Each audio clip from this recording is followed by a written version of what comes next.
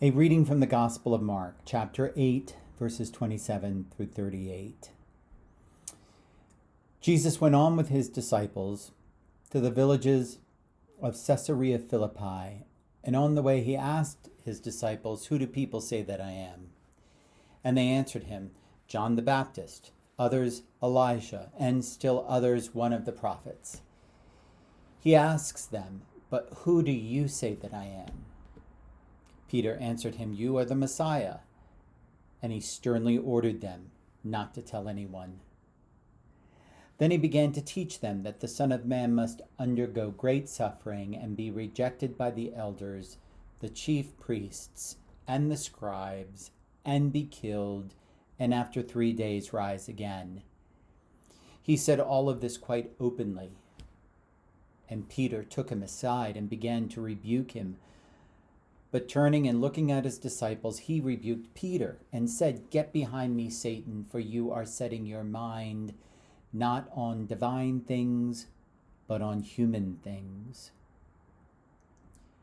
He called the crowd with his disciples and said to them, "If any want to become my followers, let them deny themselves and take up their cross and follow me. For those who want to save their life will lose it, and those who lose their life for my sake and the sake of the gospel will save it. For what will it profit them to gain the whole world and forfeit their life? Indeed, what can they give in return for their life? Those who are ashamed of me and of my words in this adulterous and sinful generation, of them the Son of Man will also be ashamed when he comes in the glory of his Father with the holy angels." There are so many angles to this week's gospel reading. It contains a number of big-time questions and big-time responses. Who do you say that I am? You are the Messiah. Get behind me, Satan. Each comes with its own set of considerations. Here's another one for us to consider today. If any want to become my followers. That is a question in and of itself. A question Jesus poses not just to the disciples, but to the whole crowd. And the question rolls down through the centuries to you and to me as well. If any want to become my followers. In the end, there is the question. Do you want to be a follower of Jesus? Some respond, yes, of course. Others, well, I think I already am. A good Episcopalian response. Still others, well, I guess so.